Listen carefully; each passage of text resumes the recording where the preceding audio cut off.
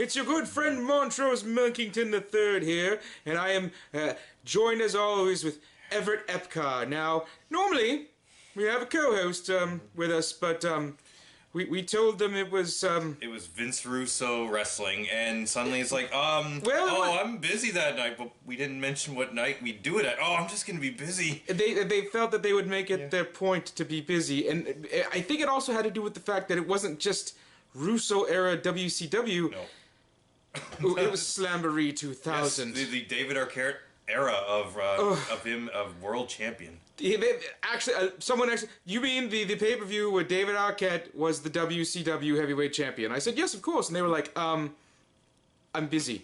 Yeah. Busy that night. I don't know why. Whatever night you're doing it, I'm busy. They kept telling us anything. It's like, oh, I guess that makes sense, and sure. I guess that tells me that we're in for quite a rough night. Yes, we are. Which means we may have possibly just watched the match of the evening. Yes, the Cruiserweight Championship was on the line. Now, does Chris Candido strike you as a cruiserweight? No, he is well built. He's too built to be a cruiserweight in my eyes. He is a beefy chap. Yes. And he was taking on the artist formerly known as Prince Iaukea. Did you like him as the artist or as just the actual artist that was Prince Iaukea? Iaukea. Iaukea? Period. Yes. Just his Islander royalty gimmick I liked the most. And I don't know where the progression was to make him Prince, because he had Prince in the name. Maybe. Well, Prince had changed his moniker. Was he the symbol in 2000? Oh my goodness, it happened so much longer before that. Yes, I know that, but it wasn't infected in 2000, was it? Well, he started calling himself the artist formerly known as Prince. Okay. I think that's how that... I think. But that's what the symbol meant. You know, I can't even. The match was... Oof. It was rough at some places, but okay in various other places. There was a sunset flip that they totally missed, and Candido still rolled in for it. What a professional. I know, right? And then that Tammy Sitch got up for the distraction, waffled Prince Iaukea. Yep. And that was not the finish. They counted 3, yep. But the Thunderpage got his shoulder up, and they didn't stop the match. Tammy Sitch almost got into the ring, and Chris Candido was like, "Get out! Get out! We haven't won." I'm gonna do a couple more spots. They screwed up the whole the ending. So then he had to give a flying body press. Right? No, he gave a flying headbutt. First he gave a pile driver, yes, and then a flying headbutt to send it all home. Mm-hmm. Goodness. We're in for a treat, that's for sure, Montrose. Well, not a delicious one either. You may be wondering why I am wearing sunglasses like Everett. This is really so just to hide my shame for watching Russo era WCW. Yeah. I feel it may be warranted given the wiki articles and stuff that I've read about this show. But we shall see. Well, hey, maybe we'll be mistaken, like that Backlash or something like that. Possibly. But I'm not hopeful in this. I don't think this has Backlash written all over it. No, Backwash maybe. Very good. That was a good one. Well, let's hope we can keep laughing. Oh God. Well, catch you on the flip side.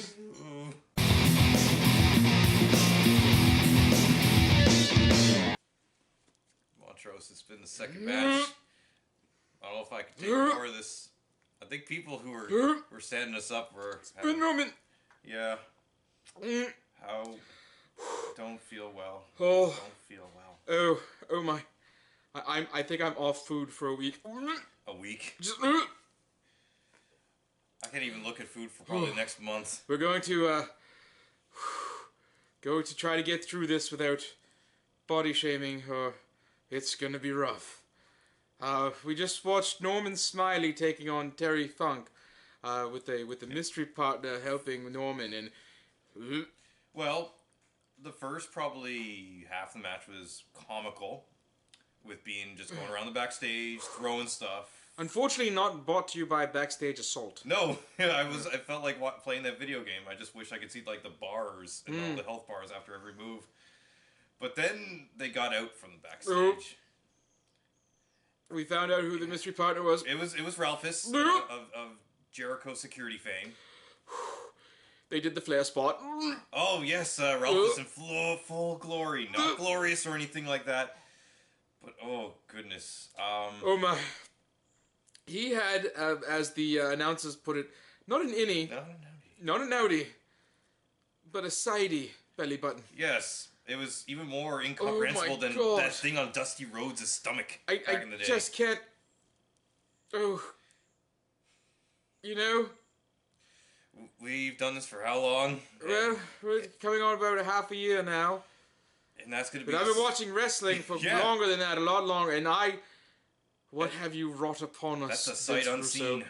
You cannot unsee it, exactly. I just... Whew. But Terry Funk managed to retain his ECW, WCW Hardcore Champion. It looked a lot like the ECW belt. Very similar, very similar. Mm-hmm. Right down to the colors and the scratchy looking plates and everything.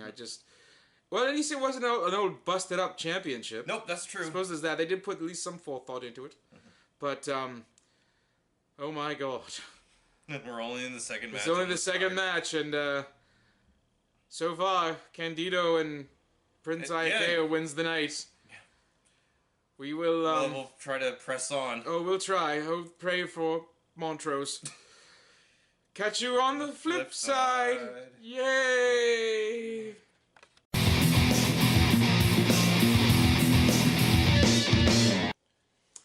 So, ooh, someone sneezed out there. Gazoo night! Bless you. That match didn't make me want to vomit. No, not at all. And I don't mean that in a. It wasn't sickening to watch. I did not physically want to vomit because there were not large chaps with their bums hanging out. No, and also probably just you got a clean finish for once. Right, it was clean as a whistle. Odd because Perfect started slipping into some heel stuff. Yes. Like he pushed the ref and smacked him in the head and stuff like that. Well, we kept talking back and forth of this match between the Perfect One, Shawn Stasiak, and Curt Hennig. Who's the good guy? Who's the bad guy? Oh, yeah. This time, because of this Millionaires Club and New Blood, let's just make them all shades of gray. Actually, you know what? Let's just make the New Blood mostly bad guys and the Millionaires Club more of the good guys. Oh, that's the thing. They were talking about during the match there, the commentators were saying the fans are not impressed with these New Blood and how they're obsessed with fame and fortune and money. So, let's root for the millionaires? The old famous wrestlers?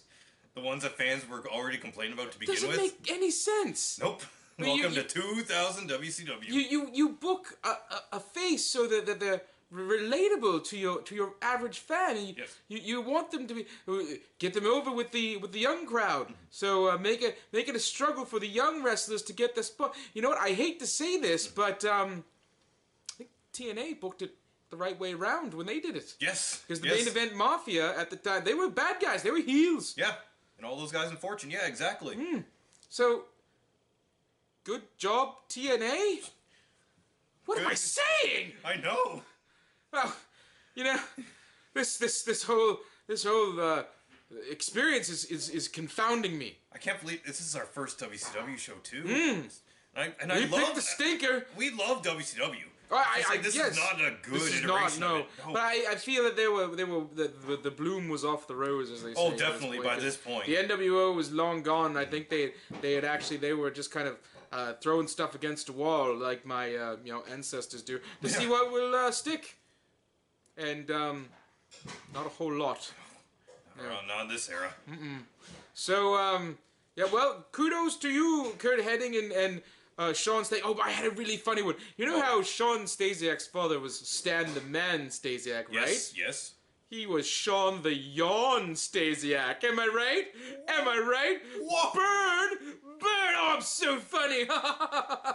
But in all seriousness, kudos for being better than Ralphus.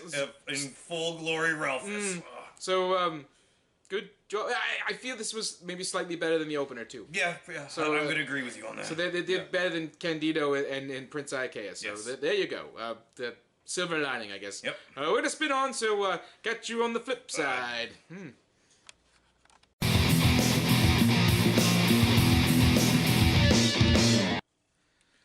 So that was a long prodding match. Yes, and, Hugh Morrus. Yeah, he decided to start a whole new turn for his career. Yep. Said, Hugh Morrus was a stupid name. That made him look like an idiot. A brain fart, if you will. And, he would forever be forth known as his true moniker of life, Hugh G. Rection. Captain Rection for short. I just said that as a 13-year-old walkthrough. I'm going to be on some sort of list. They didn't laugh. What? That was intended for them, and she did not laugh at that at all. So shame on you, Russo. There you go. Well, you know what? That really kind of lets you know how low the bar was here. Yeah. I wish the bar was wrestling there. Oh my goodness, that would be so much better. But no, Sheamus's younger cousin apparently was the referee in this situation. He was quite the ginger. So yes, Captain Rection. Oh my god, Yeah, they went with it.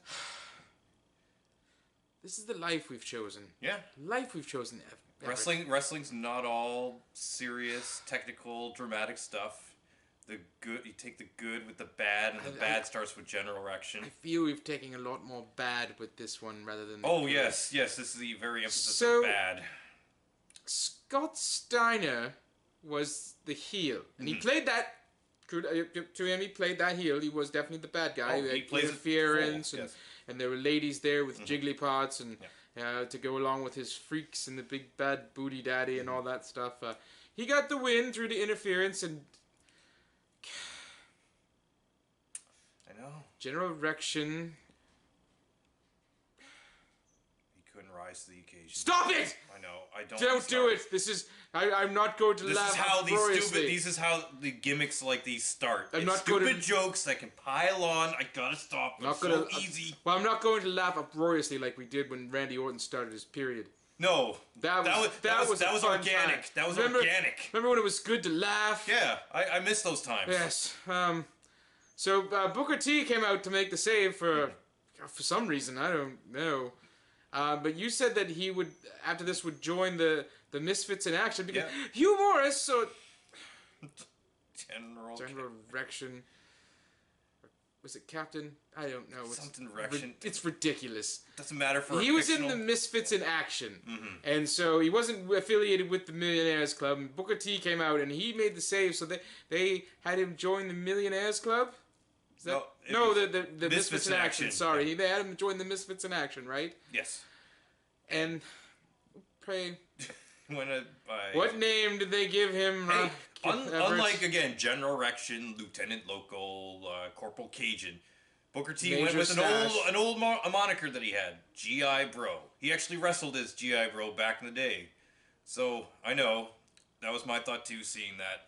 It kind of made sense because of the name. I'm not hanging my head in shame. I'm looking at the bar because it's way, way down there now.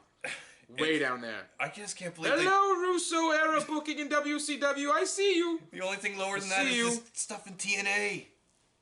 I don't know. I don't know if we should do that comparison right now. Well, they're on the network, so we won't be getting into it. But, yes. Scott Steiner wins with the Steiner recliner. Not much else to say about that. We'll catch you on the flip side. Good Lord, this is the life we've chosen. I don't know why we do this. Why do we do this life? Why?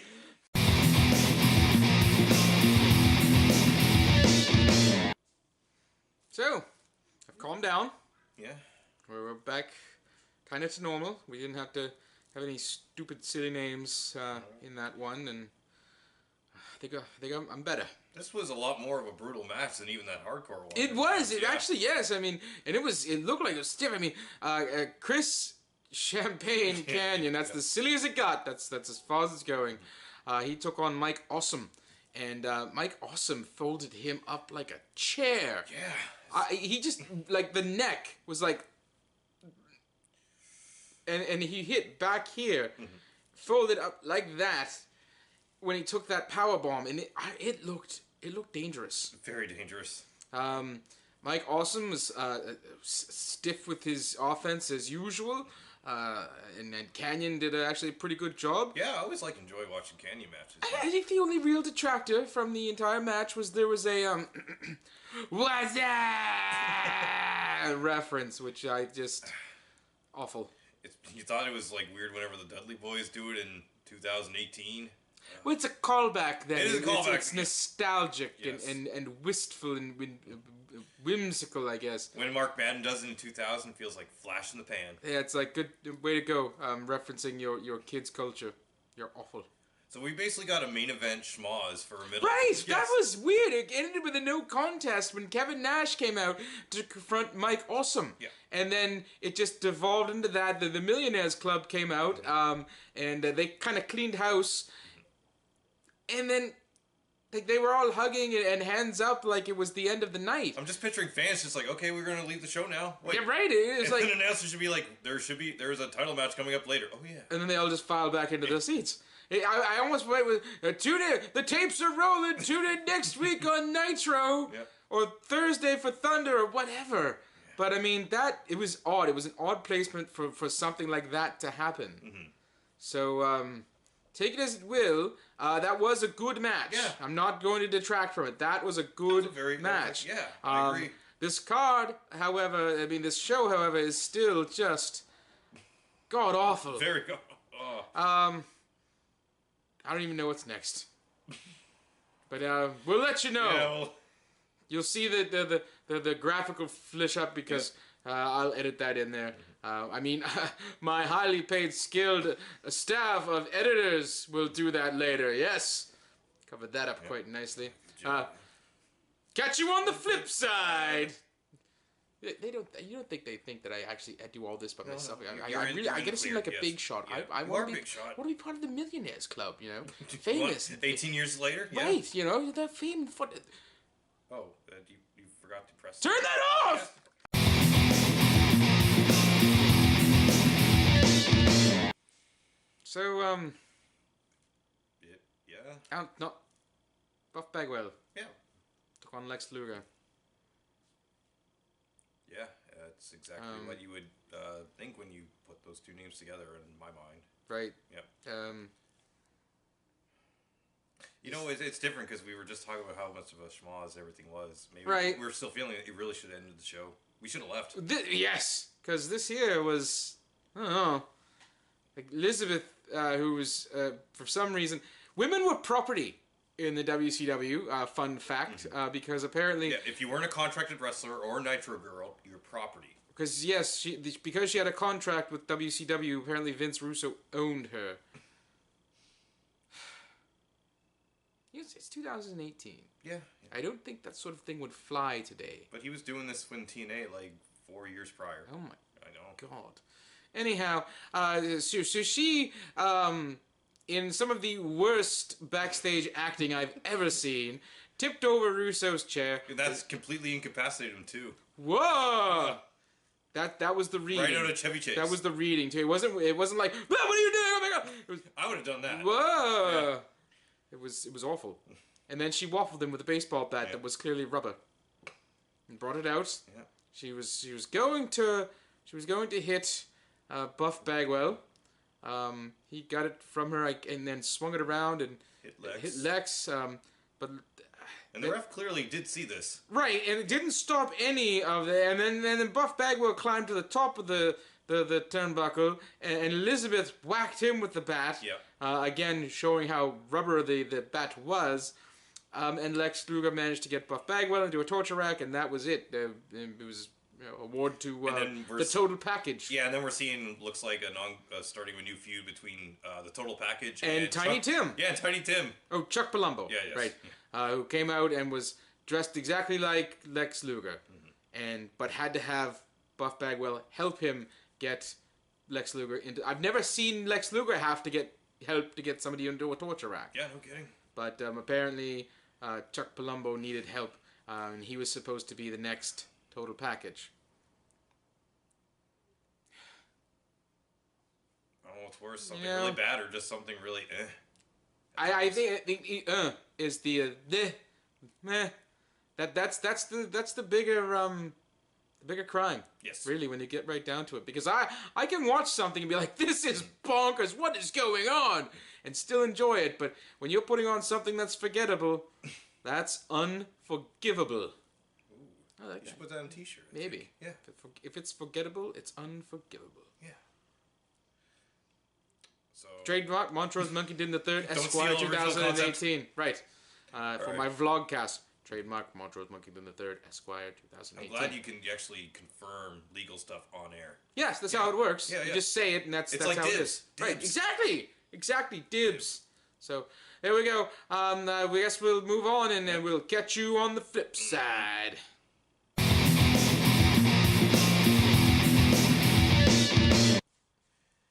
So, Ric Flair took on Shane Douglas. A match you would expect to be quite good. Yeah, honestly, and it's not a bad storyline going in. It's actually a relatable idea for a program. I know, but they put in this stipulation where that if Vince Russo and his ilk got involved, that Ric Flair would get 5 minutes alone in the ring with Vince Russo. Ric Flair wrestled the entire match in slacks and dress shoes. Yeah. And not like the business cash that Prince Iakea was wearing earlier with actual wrestling boots. These were legitimate dress shoes and slacks and a t-shirt. Shane Douglas was in his gear. Yep. I'm really not sure. I mean, really. I don't know if Ric Flair just was, with his physique or just what the program was. I don't know. I'm so confused. Just like so much of the show. Well, here's what happened. Yep. Okay, so a guy in a Sting mask came in, and we're supposed to believe that it's Vince Russo. However, he is wearing a white t-shirt. Russo has been wearing a yellow t-shirt this entire time. He thought the Rolex as a necklace would be just enough, but no. So he tries to... He hits Ric Flair, costing him the match. And then tries to escape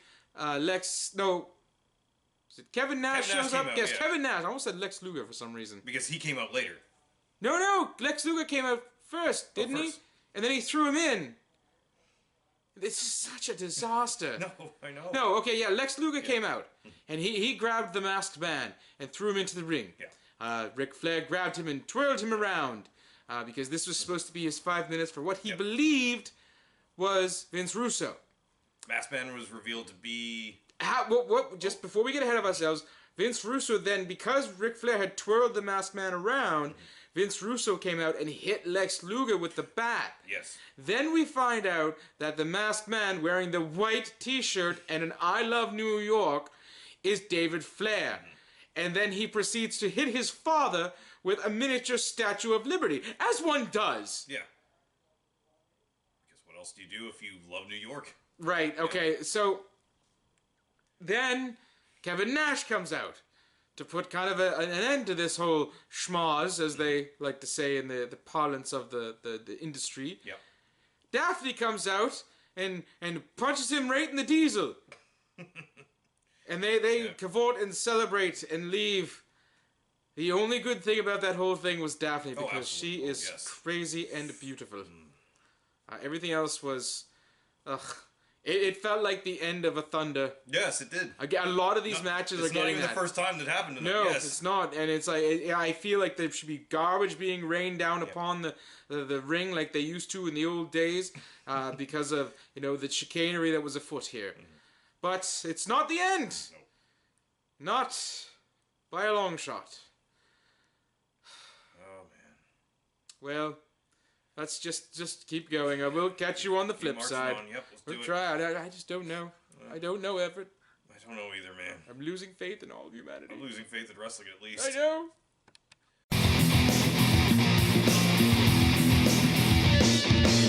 So, Sting and Vampiro. Yep, that's about right. Yeah. It didn't even go 10 minutes. No. And Sting barely lost any face paint. AKA barely broke a sweat. Yeah, it felt like a jobber match to an extent. Oh yes, most definitely. They got a lead pipe out and beat each other up with it, and ref didn't do anything. So they were essentially just stealing ECW's gimmick. Yeah. And not well either. No, not when you make it incredibly convoluted. No, and it was, and that's the thing. Like, it was just, Sting went for a Stinger Splash, and he had the lead pipe, and made it look like he was going, to do like a cross-check thing, and he goes over Vampiro's head. Over his head.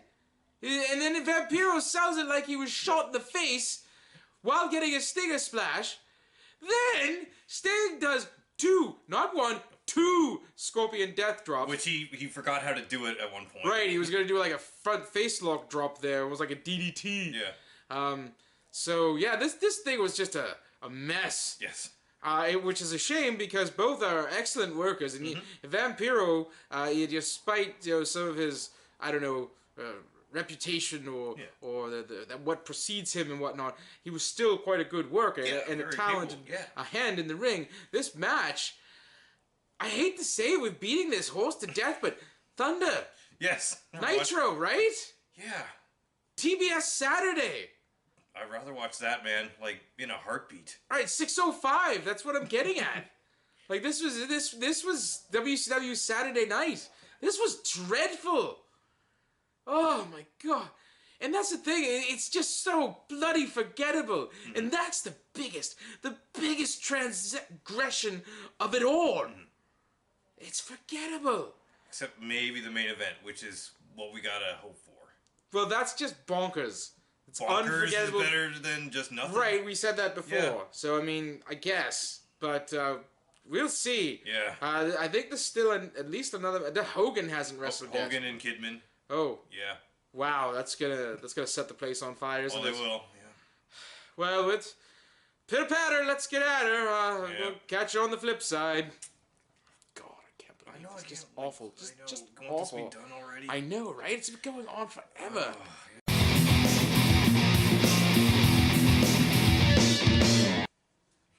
Oh my goodness. So, I guess, well, let's just say what happened. So Hulk Hogan versus Billy Kidman. Right. Was it established as like a no DQ or a Nope. false count or anything like Nope. that? Okay. Nope. Just Eric Bischoff was the special guest referee. That's it. Yeah. So, a theory from before about them just stealing ECW's gimmick is proven. Oh yes, tables upon tables upon tables, run-ins and a run-in. Yes. There was several shots to the groin. Yep, shots to the head, shots to the back. Chair shots. Yes. All kinds of chair shots. So the match itself was just, it was... Off the wall and just, It was odd, that's for sure. I mean, they're supposed to be getting Billy Kidman over as a legitimate heel, as a threat, but I feel the creative control clause that Hulk Hogan had in his contract may have defeated that, because he was like, he'll get a win, but, there has to be 1 million chair shots, and he didn't even get a win. No. Because Hulk Hogan won, and it's the most insane way. After he screwed up one table, and broke a leg off of it, he then put up another table, put Bischoff through that. Yes. Then Kidman got his own back by punching Hulk right in the Hogan and rolling him onto another table. Kidman then went for a splash. Yeah, I thought he was going to do the shooting star press, but it's probably best that he Probably best that he did not, because he hit that, because Hogan moved out of the way and Kidman went through the table. A nice clean slice in the middle of that table, too. I'm surprised Hogan didn't just fall through with the amount of cut, how straight it was in that. So he went through. Hogan then covers Kidman. Yeah, and Horace Hogan grabs Bischoff's hand, the referee, to slam the mat down 3 times, which is technically legally allowed. Because the referee's hand counted 3, I guess. So if there's like a Weekend at Bernie's where a referee is like Bernie. I see. Oh, it's good to laugh because this show is nothing but pain. Just like the first and second movie? So there we go. We still got like, what, 1 match to go? That giant cage thing. Okay. Well, So- that might be exciting. Maybe. Yeah. In a kind of crossover here with my friends over at the What Were They Thinking podcast, they covered Ready to Rumble a couple of years back, and this match was based on the main event from that movie. Yeah. So, a match from a movie starring Oliver Plath and Scott Caan and David Arquette is the main event at a pay-per-view with Jeff Jarrett, Diamond Dallas Page, and David Arquette defending his WCW Heavyweight Championship. Just let that sink in. Yeah. Let that sink in. In the year 2000, in the height of the Attitude Era, maybe not the full hype, but at least it was still... It was well into full swing. Yes. So, and there was a lot of tood going around in the WWE at that time. And I feel that the WCW is just, they're trying to... Well, I mean, obviously... They flat out tried to copy them Well, because Russo's there, right? Exactly. I mean, he gave a direct DX chop, a crotch chop, earlier when he was when he had his match... or when he showed up, rather... in the Shane Douglas match. Yeah, with the Ric Flair thing. So, there you go. I mean, if you can't beat them, copy them to death, I guess. We'll let you know how things go. We'll catch you on the flip side. I don't know, Everett. Yeah. We talk a lot, but there's things going on, but there's a lot of stuff that I'm not getting to say. Because I think there may be children watching. But we gotta restrain ourselves. Right, Think of the children. I know, right? Who will think of the children?